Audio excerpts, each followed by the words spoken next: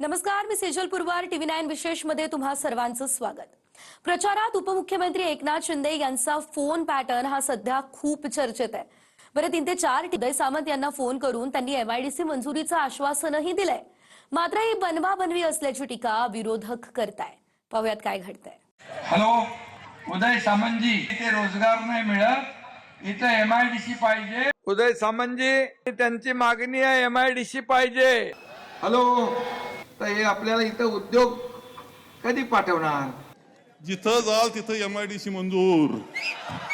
लोक आता धरण कस काय होणार? नदी नाही, नदी मंजूर. नदीला पाणी कुठून येणार? डोंगर पाहिजे, डोंगर मंजूर. सध्या महाराष्ट्रामध्ये प्रचारात फोनद्वारे आश्वासनं आणि मंजुरींचा ट्रेंड सुरू झालाय. यवतमाळच्या पांढरकवड्यात, जळगावच्या पाचोऱ्यात आणि नगरच्या संगमनेरमध्ये एकनाथ शिंदेंनी थेट उद्योगमंत्री उदय सामंतांना फोन करून MIDC मंजुरीचा वायदा केलाय. हॅलो हॅलो उदय सामंतजी, उदय सामंतजी, मात्र या साऱ्या प्रकाराला दिखाऊपणा म्हणत काँग्रेसच्या बाळासाहेब थोरातांनी या फोनवरच्या मंजुरींवर सवाल केले. हॅलो, 250 हेक्टर जमीन MIDC ला दिली, पण एकही उद्योग नाही.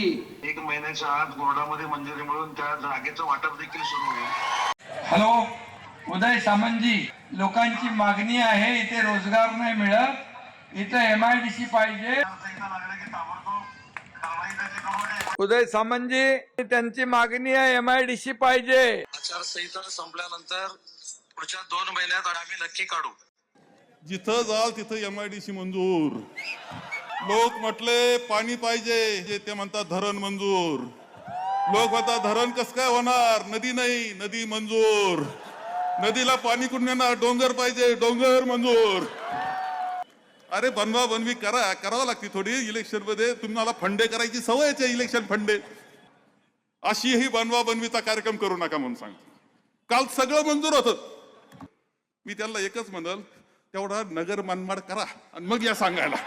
एक रस्ता दळू होईना तुम्हाला. आम्ही एका रस्त्यावर चांगला असताना पुन्हा आता पूर्णपणे कॉन्क्रिटिंग करतोय. तेवढा करा, मग सांगाल या संघर्वाल्यांना विकासाच्या गप्पा. दरम्यान समोरून बोलणारे उदय सामंत सुद्धा फोनवर अतिशय मोजून मापून बोलतायत. उदाहरणार्थ, पाचोऱ्यात शिंदेची शिवसेना विरुद्ध भाजप लढते. इथे MIDCचा विषय निघाल्यावर तुम्ही मुख्यमंत्री असताना मंजुरी दिली होती, असं मंत्री सामंत स्वतःहूनच आवर्जून सांगतात. तर संगमनेरात शिंदेची शिवसेना विरुद्ध भाजप एकत्रितपणे लढतात. इथे 15 दिवसांपूर्वीच तुमच्या आदेशानुसार संगमनेरात गेलो होतो, असं फोनवरून मंत्री सामंत सांगतायत. आता मी किशोर अप्पाजी इथं पाचोऱ्याला आहे. उदय सामंतजी, इथं अमोल खताळच्या संगमनेरला मी आलोय. 250 हेक्टरची MIDC केली, पण एकही उद्योग नाही. आणि त्यांची मागणी आहे MIDC पाहिजे. आता इथं रोजगारांना तरुण आहेत, बेरोजगार आहेत, तर हे आपल्याला इथं उद्योग कधी पाठवणार? काय करणार तुम्ही? सर, आपण मुख्यमंत्री असताना आपल्या आदेशाप्रमाणे इथं MIDC आपण जाहीर केली. त्याचं सुरुवात पण तुम्ही केली होती. त्याच्या लेआउटला आता साहेब मान्यता मिळालेली आहे. 1 महिन्याच्या आत बोर्डामध्ये मंजुरी मिळून त्या जागेचं वाटप देखील सुरू होईल. आणि जागेचं वाटप सुरू झाल्यानंतर साहेब आपण तिथे उद्योग आणू शकतो. ठीक आहे, ठीक आहे, धन्यवाद साहेब. 15 दिवसापूर्वी आपल्या आदेशानुसार मी संगमनेरला गेलो होतो, अमोल खताळ यांच्या इथे, आणि तिथंच आपल्या आदेशानुसार MIDC जाहीर केलेली आहे.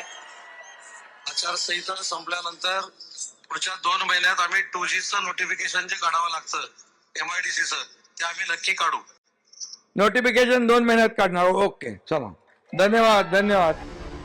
पाचोऱ्यातही आमदार किशोर पाटलांच्या दाव्यानुसार MIDC मिळाली आहे, पण उद्योग आलेले नाहीत. यावर शिंदे जेव्हा सामंतांना फोन लावतात, तेव्हा सामंत 2.5 वर्षांपूर्वी मंजुरी मिळाल्याचं सांगतात.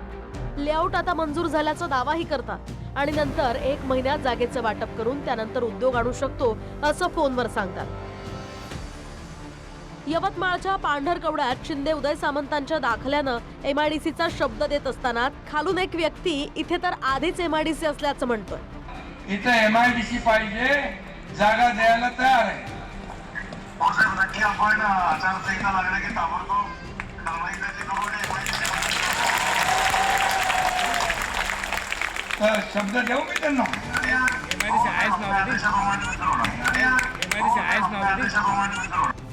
दरम्यान 3.5 वर्ष सत्तेत राहून मंजुरीसाठी निवडणुकांचीच वेळ का यावी लागते असाही प्रश्न स्थानिकांना पडलाय.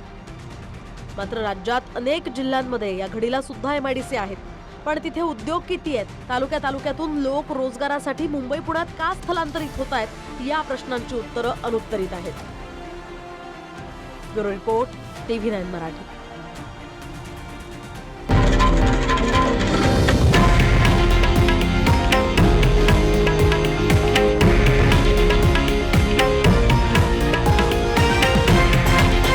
हे आहे देशातील नंबर 1 न्यूज नेटवर्क आणि आपण पाहत आहात TV9 मराठी, एकमेव.